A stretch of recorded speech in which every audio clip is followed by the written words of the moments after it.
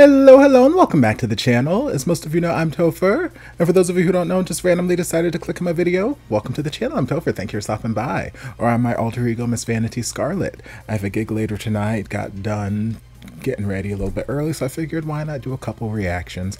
You'll notice I'm only wearing one glove at the moment because when I'm wearing both gloves, my trackpad doesn't recognize my fingerprints and I can't get anything accomplished. So in order to operate my computer, I need this hand free. But we're diving back into the world of the Untamed. We're diving into episode 33, episode 32.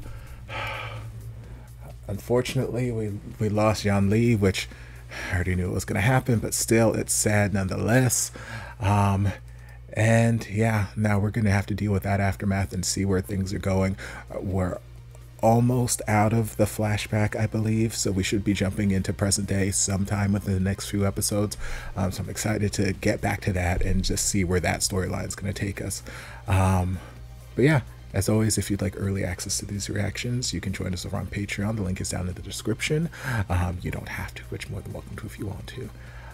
But yeah, let's dive on in and see where this one takes us.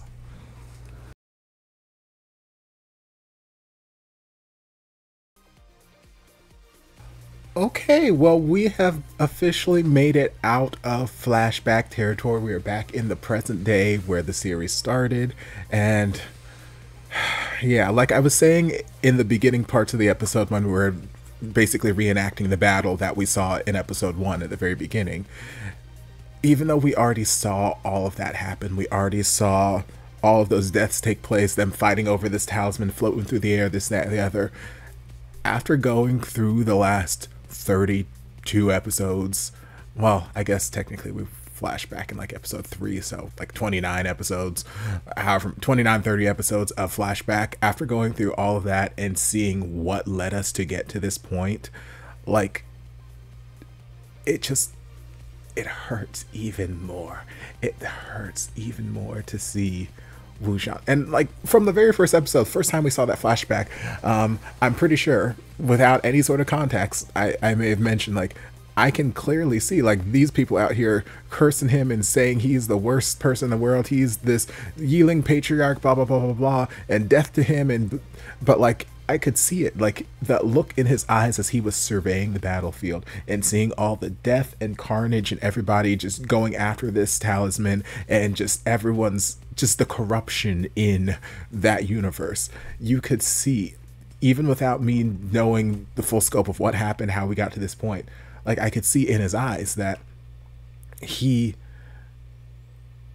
was not to blame, or he was not the big bad that everyone was making him out to be. He felt some level of remorse or sorrow or something as a result of whatever was happening here. So now getting all the backstory and working our way up to this point, it's just like, oh, I can see why things unfolded the way they unfolded, but it's so unfortunate. It is so unfortunate.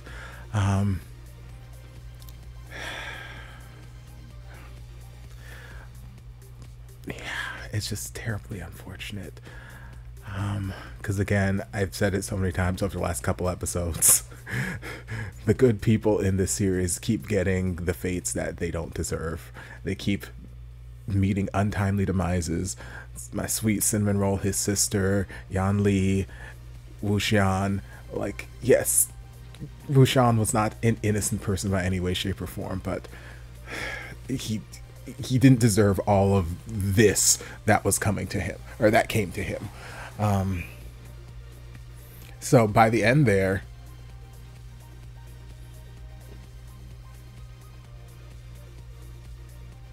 yeah, sorry, I was hearing music playing. I'm like, where is this coming from? I forgot the TV out there is playing stuff. But so by the time it got to that point where he was just looking over everyone and seeing the carnage, and you can just see the tears in his eyes and whatnot, like I believe like he just finally got to that point where he's like, I'm done. I can't deal with this anymore. I can't deal with this universe of just corruption. I can't deal with all this unnecessary fighting, all this unnecessary violence, all this dishonesty, this, that, the other. I can't. Like, it's brought about all of this. I've basically lost everything that I love. my adoptive parents, my sister, my brother at this point hates me to the point where he's gonna kill me in like 2 minutes. Like everything. There's just not a place for me in this world. So I'm gonna just end it. So he just oops, falls off the cliff, and Lan Zhan's like, no, baby, no, I can save you. Please come back to me. Please come back. But like I've been saying the last couple episodes, there's a certain point that Wuxian's path is kind of fixed, and there's just no coming back from it because of all of the obstacles that have been set forth in his way. Like, there's just too much stacked against him where it's like there's just no coming back from this right now, especially that whole battle. There's just no coming back from it. Then, you know, Cheng again is blaming Wuxian, just like everybody else on that battlefield was blaming Wuxian, even though Wuxian was not the person who stabbed Yanli. Wuxian's not the person who told Yanli to come to the battlefield. Wuxian didn't push himself out of the way. You know, there's lots of things. Hell, even if Wuxian didn't get pushed out of the way that guy was coming at you, Wuxian, from behind, as close as he was to Yanli, I could very easily see that sword going straight through Wuxian and straight through Yanli. So Yanli was bound to bite it regardless. But we're not thinking with that kind of logic. We're not bringing any of that in here. We're looking for a scapegoat. Wuxian is that scapegoat. And there's just been enough instances of stuff that has happened throughout this flashback that, because of decisions Wuxian has made or stances that he's made, it's made it easy for the rest of the cultivating world to stand against him and say he is the bad guy, he is the villain. So we've been villainizing him for tens of episodes at this point. So Cheng just kind of, at that point, blinded by the hurt, the rage, and everything there, also blamed Wuxian for everything that happened and went in and did the final blow.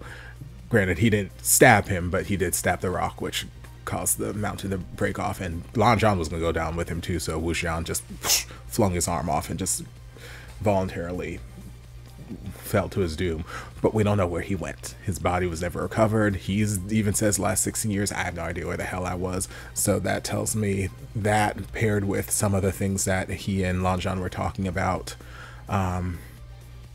midway through the episode about, oh, I destroyed the tiger seal, it wouldn't do any good if anyone collected the pieces unless they were trying to rebuild this, that, the other. It makes me feel as though maybe the name that they named, which again I can't remember right now, but I was talking about it last episode, who might be the person who had the flute playing during the battle last episode, who changed the smoke demons from being just playful to, oh no, we're actually going to start killing people and possessing people. So he may have done something to preserve Wuxian. So, like, we saw him fall off the cliff. Wuxian doesn't know where he went. Nobody ever found his body. So maybe, just like when Wuxian fell into the burial mounds, like, everyone thought that was like, okay, that's an instant death. He's falling from this height to the floor down, like it's instant death. But he survived. The spirits did whatever. So maybe whoever has this other flute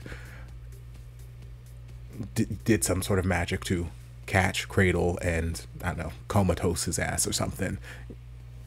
Maybe. Or lock him into some other dimension.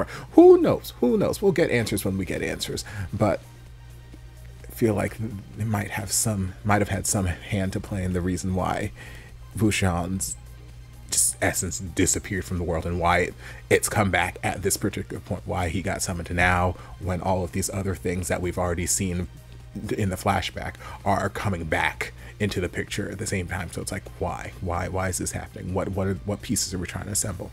Don't know the complete story yet, but it's we're putting things together. Overall, it was a very quiet episode. There was a lot of quiet moments, a lot of beautiful instrumentals, a lot of just quiet, pensive, thoughtful moments, people just pondering, thinking about things, having little inner monologues with themselves. You know, a nice sort of calmer episode after all of the mayhem and action and death we've had over the last couple episodes. Nice, just kind of take it easy, because we can't be energy level 100 every damn episode. That's gonna get exhausting too. But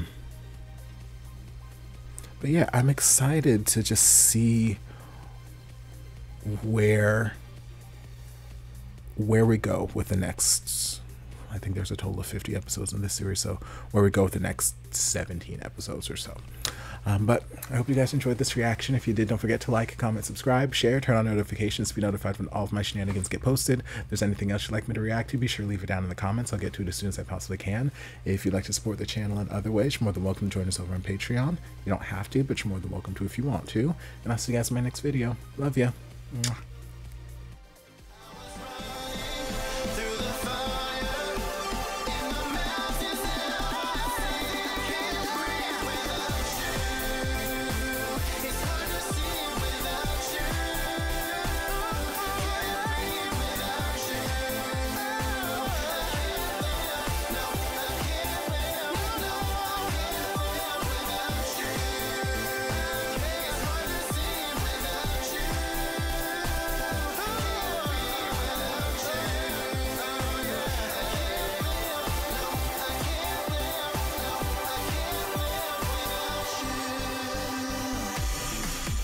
Together, there's nothing